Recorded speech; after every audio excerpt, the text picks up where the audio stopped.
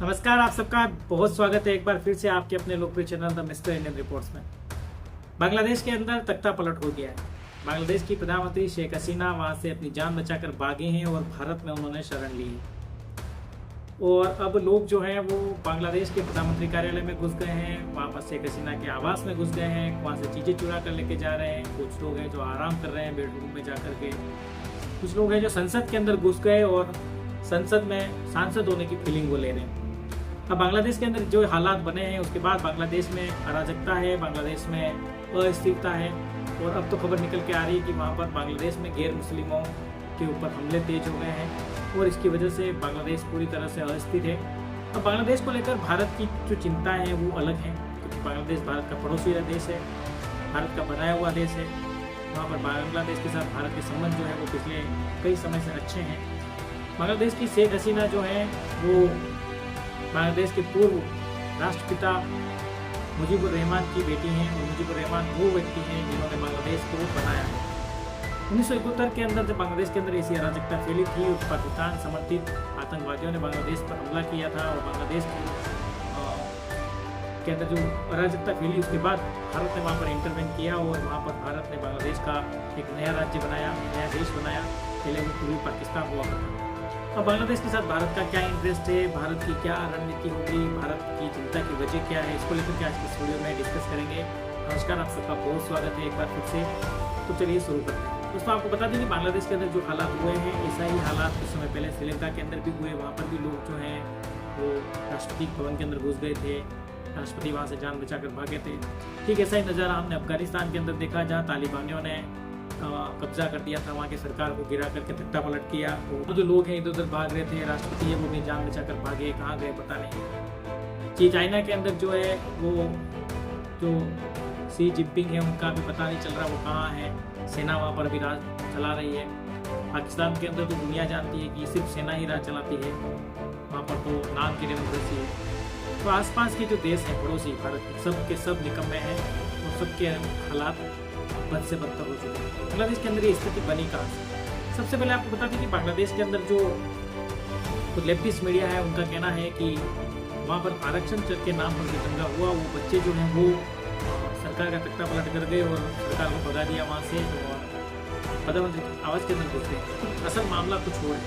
ये बिना किसी बड़ी साजिश के, बिना किसी बड़ी ताकत के बेग के कोई स्टूडेंट आरक्षण के नाम पर कोई दंगा कर रहे हो, कुछ प्रदर्शन कर रहे हो और उनकी इतनी ताकत हो कि सरकार का तख्ता पलट कर दें, ये तो बच्चों की मजाक जैसी बात लगती है। वास्तविकता ये है कि शेख हसीना ने 2008 से 2024 तक उनकी सरकार थी और अभी हाल ही में जब बांग्लादेश के अंदर इलेक्शन हुए तो उन्होंने एक संकेत दिया था। उन्होंने कहा था कि दुनिया के अंदर एक वाइट मैन है जो सरकार को गिराना चाहता है और वो लगातार बांग्लादेश को धमका रहा है और वो नहीं चाहता कि सरकार बांग्लादेश में फिर से हमारी बने।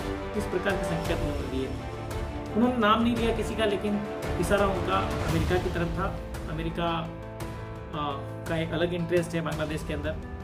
उन्होंने आरोप लगाया था कि अमेरिका जो है वो बांग्लादेश के अंदर अपना एयरबेस बनाना चाहता है और इसके लिए लगातार वो बांग्लादेश पर दबाव बना रहा है और शेख हसीना जो है वो अमेरिका को इसकी परमिशन नहीं दे रही थी और इसकी वजह से अमेरिका का इसमें बड़ा हाथ हो ऐसी संभावना है। इस बात की पुष्टि इससे भी होती है कि ये जो घटनाक्रम हुआ उसके बाद दुनिया के तमाम सारे देश जो हैं वो इस पर अपनी प्रतिक्रिया देने से बच रहे हैं। वहीं अमेरिका ने सबसे पहले एक ट्वीट किया, उसने कहा कि बांग्लादेश के अंदर जो नई सरकार बनेगी उसका हम स्वागत करते हैं। यानी कि इससे साफ हो गया कि अमेरिका का इसमें सीधा सीधा इंटरवेन है। इसके लिए अमेरिका ने एक डोनाल्ड लू नाम के एक व्यक्ति को प्रतिनिधि नियुक्त किया और वो एशिया के अंदर अलग अलग देशों में जाकर के अपनी कूटनीति की चाल चलता है और इसकी वजह से बांग्लादेश के अंदर ये मई में गया और उसने यहाँ पर जो आरक्षण के नाम पर जो लोग यहाँ पर प्रदर्शन कर रहे थे उसके बीच में अपनी एक बड़ी साजिश को अंजाम दिया। प्रथम दृष्टया ये नजर आ रहा है। अब आरक्षण क्या है, इसकी वजह से कौन से आरक्षण की वहाँ पर प्रदर्शन चल रहा है?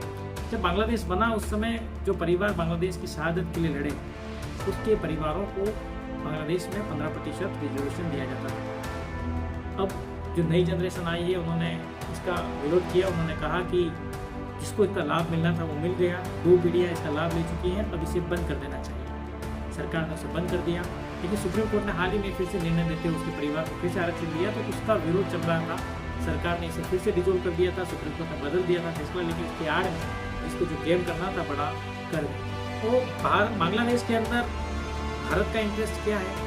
सबसे पहला इंटरेस्ट तो ये कि दोस्तों बांग्लादेश के साथ भारत के संबंध है वो पिछले समय से काफ़ी अच्छे हैं। 2008 से बांग्लादेश में शेख हसीना की सरकार है और उसके बाद भारत में चाहे यूपीए की कांग्रेस सरकार रही हो या नरेंद्र मोदी की एनडीए सरकार रही हो, शेख हसीना के साथ हमारे संबंध अच्छे हैं। इसके अलावा बांग्लादेश के साथ जो ट्रेड भारत करता है वो उसमें भारत सरप्लस करता है, भारत को इससे बेनिफिट होता है। इसके अलावा एक पर्सनल इंटरेस्ट ये है कि बांग्लादेश में अगर अस्थिरता होगी तो इसका नुकसान भारत के पूर्वोत्तर राज्यों में होगा, जिसमें मेघालय, मिजोरम, मणिपुर जैसे राज्य आते हैं। वहाँ पर आपको अशांति देखने को मिल सकती है। मणिपुर के अंदर पहले ही कुकीज़ का जो लीडर है वो वहाँ के लोगों को भड़का करके जो कुकीज़ और मेथीज़ का जो झगड़ा चल रहा है, इससे मणिपुर काफ़ी समय तक जलता रहा। भारत ने वो ध्वंस भी झेला है। बांग्लादेश के अंदर ये हुआ तो इससे भारत के अंदर अस्थिरताएं बढ़ सकती हैं। इसके अलावा भारत बांग्लादेश के अंदर रहने वाले गैर मुस्लिम जो लोग हैं वो भारत के अंदर शरण मांग सकते हैं। इसको लेकर के भारत की चिंता है और भारत ने इसके लिए सर्वदलीय बैठक बुलाई है और वहाँ पर एक बड़ा निर्णय सरकार को कुछ करेंगे। वो सरकार के लेवल का मामला है, अपन आसान भाषा में इसको समझने की कोशिश करते हैं। अब अमेरिका ने कैसे साजिश की? अमेरिका ने क्या किया कि एयरबेस वहाँ पर बनाना चाहते थे। क्यों बनाना चाहते थे? भारत को ही कंट्रोल करने के लिए वहाँ पर एयरबेस बनाना चाहते थे। और चाइना बांग्लादेश के अंदर लगातार दखलंदाजी कर रहा था।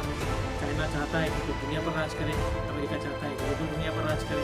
इन दोनों के बड़ी फाइटिंग का जो फुटबॉल बना है वो बांग्लादेश बना है एक तरह से। तो सबका टारगेट जो है वो भारत ही है। भारत के जो पर्सनल इंटरेस्ट है उसमें ये भी है कि अभी जो नई सरकार बनेगी, जो सेना जो नई सरकार बनाएगी उसमें खलीफा जिया जो कि बांग्लादेश के मुख्य विपक्षी नेता हैं उनके नेतृत्व में बनाएगी। अब खलीफा जिया जो है वो पाकिस्तान समर्थक हैं, पाकिस्तान की प्रशंसक रही हैं, पाकिस्तान के फेवर में रही हैं, चाइना के फेवर में रही हैं। तो वो भारत के साथ उनका रिलेशन कैसा होगा, भारत के साथ क्या डिप्लोमेसी अपनाएगी, ये भी देखने वाली बात होगी। क्योंकि उन्होंने इंडिया आउट का कैंपेन भी बांग्लादेश में चलाया था। तो ये सारे भारत के पर्सनल इंटरेस्ट हैं। अब अमेरिका और चीन जो है वो बांग्लादेश के अंदर अस्थिरता चाहते हैं, क्योंकि अमेरिका का अपना पर्सनल इंटरेस्ट है, चाइना का अपना पर्सनल इंटरेस्ट है।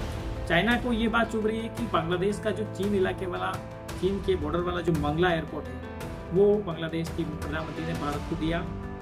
इसके अलावा तिस्ता का जो सर्वे है वो भी भारत को दिया। ये दोनों चीन के तरफ के एरिया है, वो भारत को वहाँ पर दिया। इसके अलावा अडानी ने वहाँ पर भारत से बिजली सप्लाई करी। चाइना चाहता था कि बांग्लादेश हमसे बिजली ले। तो ये सारी चीज़ें जो खुन्नस है वो बांग्लादेश के प्रति चाइना की थी। और अमेरिका जो है वो वहाँ पर अपना एयरबेस बनाना चाहता था, जिसकी परमिशन शेख हसीना नहीं दे रही थी।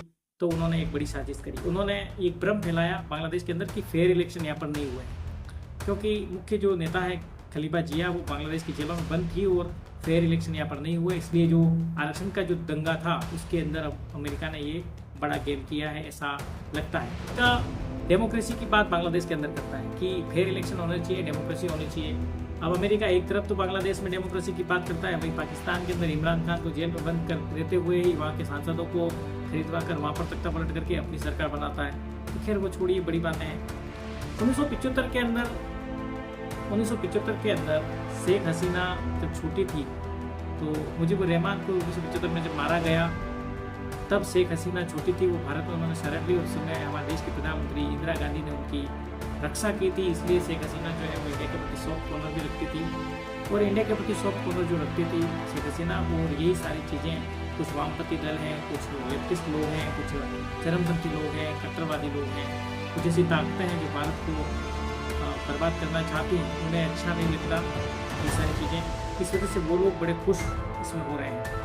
तो बांग्लादेश के अंदर जो विरोध प्रदर्शन अभी हो रहा है, उसके बाद वहाँ पर जो हिंदुओं की हत्या हो रही है, इस प्रकार वहाँ मंदिर तोड़े जा रहे हैं, लोगों के घर जलाए जा रहे हैं, इसको लेकर भारत की सरकार ने एक आपातकालीन बैठक भी ली है और भारत ने आगाह भी किया है वहाँ की नई सरकार को, सेना को, कि इस प्रकार की जो कत्लेआम है वो वहाँ पर बंद होना चाहिए। अब इसको लेकर के क्या आगे रणनीति सरकार की होगी, क्या आगे का फैसला होगा, क्या आगे की स्थिति बनेगी, इसको लेकर के अगली जानकारी आप तक पहुँचाएंगे। आज की वीडियो में इतना ही। चैनल को सब्सक्राइब करें और जुड़ जाए हमारे साथ, देखते रहे अपना चैनल। आपका दिन शुभ।